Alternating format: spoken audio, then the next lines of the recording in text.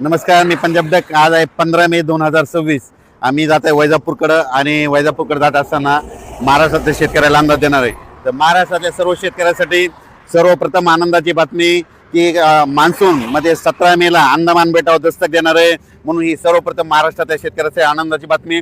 17 मेला जर मान्सून अंदमान दस्तक दिल्याच्या नंतर ते काय होणार आहे, 26, 25, 26, 27च्या दरम्यान 27, 28च्या दरम्यान तो केरळ दाखल होईल आणि तिथून पुढचा प्रवास होईल. म्हणजे असं करत करत जूनच्या पहिल्या आठवड्यात म्हणजे महाराष्ट्रामध्ये आपल्या मान्सून येण्याची शक्यता आहे. म्हणून हा अंदाज सर्व शेतकऱ्यांना लक्षात येतं.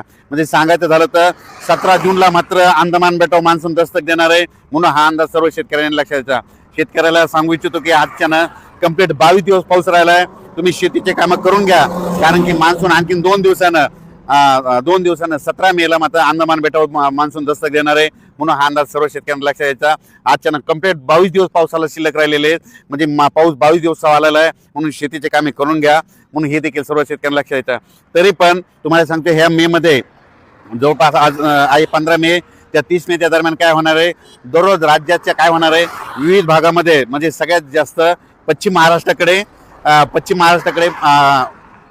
मान्सून पूर्व अवकाळी पावसाचं हे सावट चालू राहणार आहे. म्हणून हा अंदाज सर्व शेतकऱ्यांनी लक्षात घ्यायचा. म्हणजे सांगायचं झालं तर म्हणजे हे पश्चिम महाराष्ट्राकडे म्हणजे सातारा जिल्हा, सांगली जिल्हा, सोलापूर जिल्हा, कोल्हापूर जिल्हा, पुणे जिल्हा आणि घाटमाता ह्या परिसरामध्ये चांगलं म्हणजे 20 मेच्या नंतर दररोज पावसाला म्हणजे मान्सून पूर्व पावसाला सुरुवात होणार आहे, अवकाळी पावसाला सुरुवात होणार आहे. म्हणून हा अंदाज लक्षात.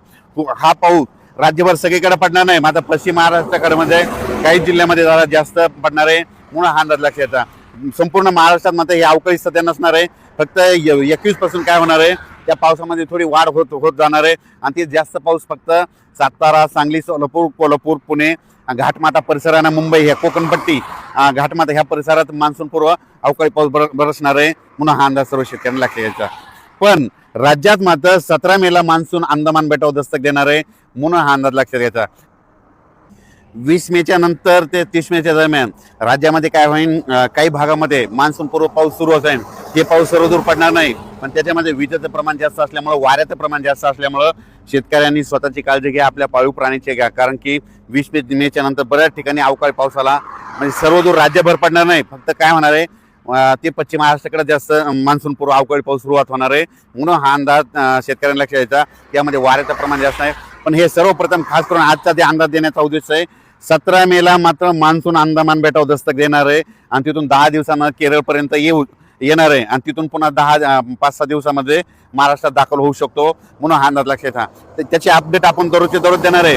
पण सर्वप्रथम महाराष्ट्रातल्या शेतकऱ्यांसाठी आनंदाची 17 मेला मान्सून अंदमान बेटावर दस्तक देणार आहे. म्हणून हा अंदाज सर्व शेतकऱ्यांनी लक्षात घ्यायचा. धन्यवाद.